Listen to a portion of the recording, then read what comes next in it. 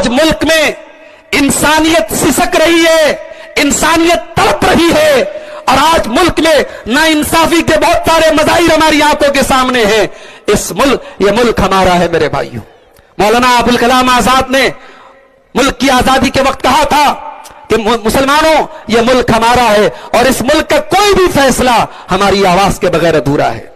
یہ ملک ہمارا ہے، ہم یہی پیدا ہوئے اور یہی مریں گے۔ اس گلشن کو ہم ویران نہیں ہونے دیں گے، اس گلشن کو ہم تباہ نہیں ہونے دیں گے۔ اس ملک میں جب بھی کوئی ناانصافی ہوگی، کوئی ظلم ہوگا، ہم قانون کے دائرے میں، سنویدھان کے دائرے میں، کانسٹیٹیوشن کے دائرے میں رہ کر ہم اس ناانصافی اور ظلم کے خلاف آواز اٹھائیں گے۔ اور مسلمانوں، ہمیں اور آپ کو اس پر بھی غور کرنا پڑے گا۔ نفرت کی یہ کھیتی آج اتنی پروان کیوں چڑھی ہے؟ نفرت کی یہ کھیتی اتنی لہلہا کیوں رہی ہے؟ کہیں نہ کہیں ہماری لاپرواہی ہے، کہیں نہ کہیں ہماری بے وقوفیاں ہیں، کہیں نہ کہیں مستقبل کو لے کر کے ہماری لاپرواہیاں ہیں۔ اللہ نے قرآن میں ہمیں خیر امت کا لقب دیا، اور ہماری رسپانسبلٹی اور ذمہ داری اللہ نے بیان کرتے ہوئے فرمایا کنتم خیر امت اخرجت للناس۔ مسلمانوں، تم دنیا کی سب سے بہترین کمیونٹی ہو، دنیا کی سب سے بہترین قوم ہو۔ یہ بہت بڑا خطاب اور بہت بڑا ٹائٹل اللہ نے ہم کو دیا ہے۔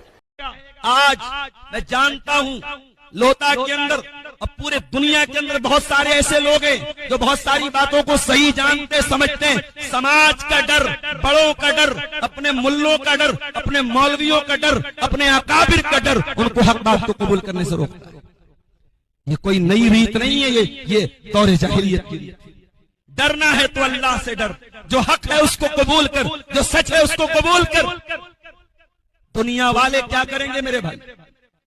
جن دنیا والوں کو راضی کرنے کے لیے ہم حق بات کو ٹھکرا دیتے ہیں، یہ دنیا والے ہماری قبر پہ مٹی دے کے ہاتھ جھاڑ کے چلے جائیں۔ ان کو خوش کرنے کے لیے ہم حق بات بولنا چھوڑ دیں، ہم حق بات بیان کرنا چھوڑ دیں، حق بات پر عمل کرنا چھوڑ دیں؟ نہیں۔ آج میں جانتا ہوں لوتا کے اندر اور پورے دنیا کے اندر بہت سارے ایسے لوگ ہیں جو بہت ساری باتوں کو صحیح جانتے سمجھتے ہیں۔ سماج کا ڈر، بڑوں کا ڈر، اپنے ملوں۔ کل قیامت کا دن ہوگا اور دنیا کے بڑے بڑے بادشاہ اللہ کے دربار میں حاضر ہوں گے۔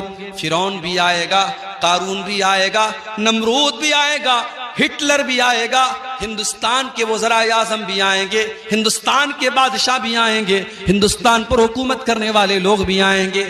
وہ لوگ بھی آئیں گے جن کے بارے میں شاعر نے کہا تھا کرسی ہے تمہارا یہ جنازہ تو نہیں ہے، کچھ کر نہیں سکتے تو اتر کیوں نہیں جاتے۔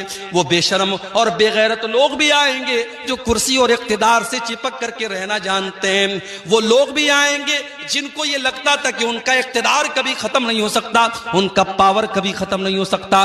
اللہ فرماتا ہے ان کل من فی السماوات والارض الا آتی الرحمن عبدا۔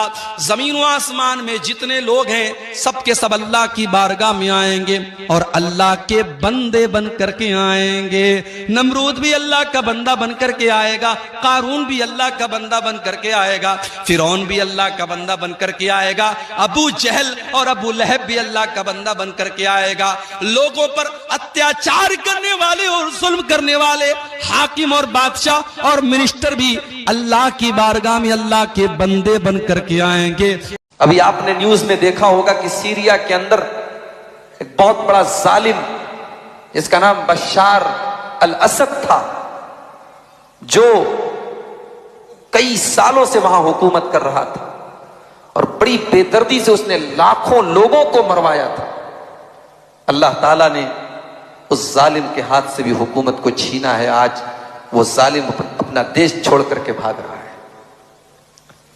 اور وہاں جو جیل خانے اور قید خانے جب کھولے جا رہے ہیں، اللہ اکبر، 40 سال کے بعد لوگوں نے سورج کا منہ دیکھا ہے۔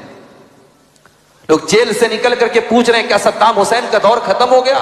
بشار کا خاتمہ کس نے کیا؟